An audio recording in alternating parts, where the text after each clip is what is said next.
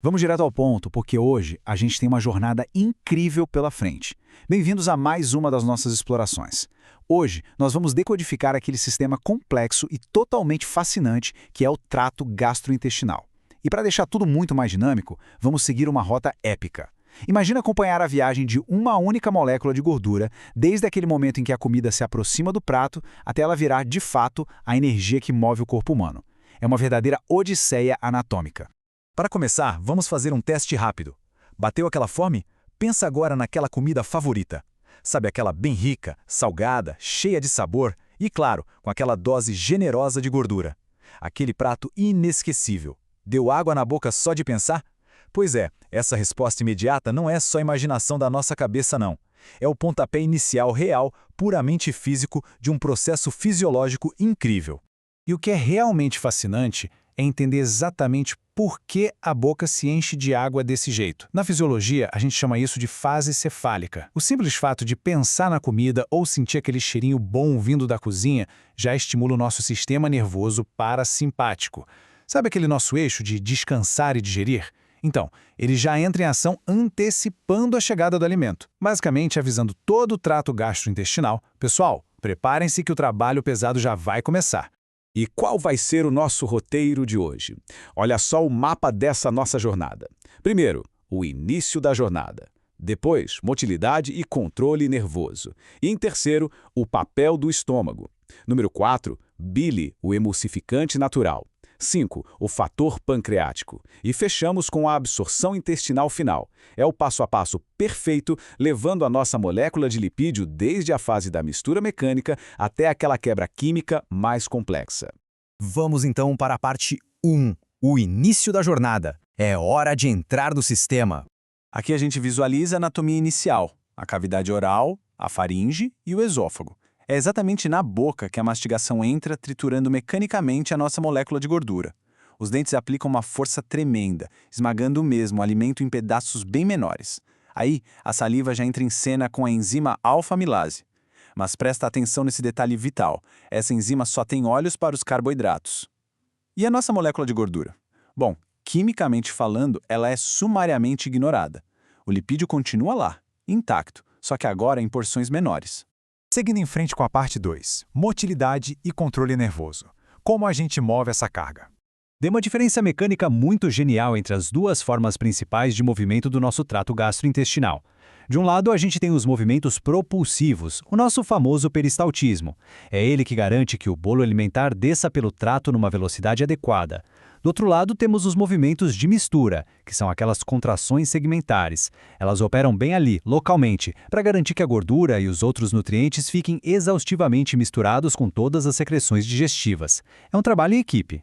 E para visualizar melhor o peristaltismo, imagina a gente espremendo um canudo de baixo para cima para expulsar o que tem dentro. É mais ou menos isso. As fibras musculares lisas do intestino funcionam como um sincício, ou seja, uma rede totalmente conectada. Quando um sinal elétrico dispara pelas nossas ondas lentas, ele cria essas ondas coordenadas de contração e são elas que empurram, sem dó, a nossa molécula de lipídio tubo abaixo. Chegamos na parte 3, o papel do estômago, entrando no tanque de armazenamento ácido.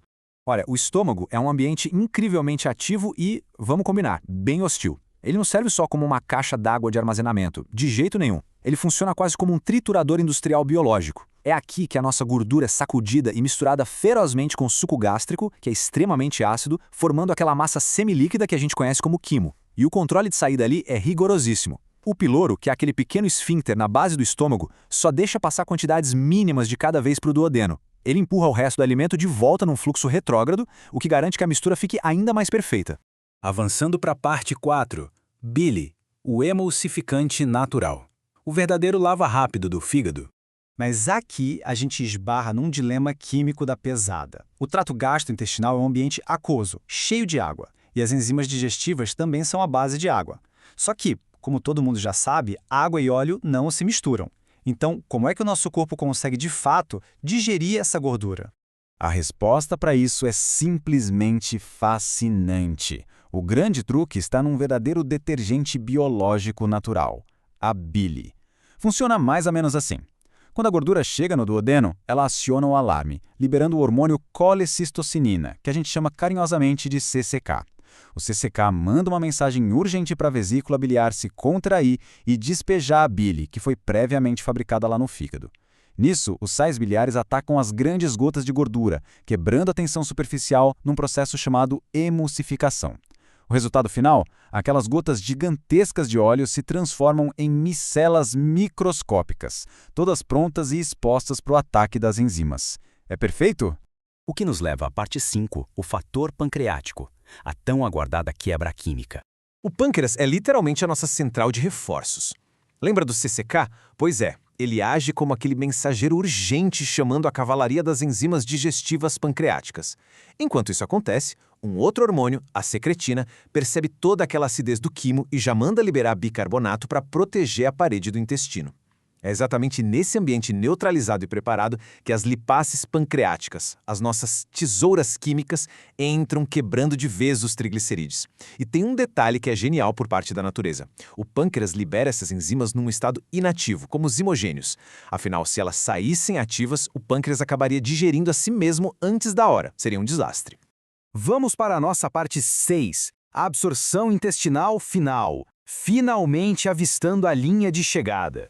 Chegamos à fase final do processo. Aquela nossa molécula de lipídio lá do início foi mecanicamente esmagada, quimicamente emulsificada e enzimaticamente cortada. Agora é hora de cruzar a linha de chegada e entrar na corrente sanguínea.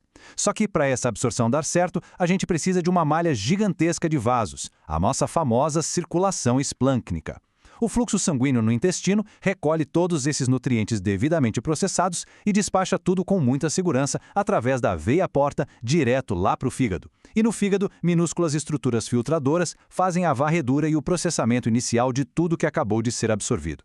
É um sistema logístico simplesmente formidável.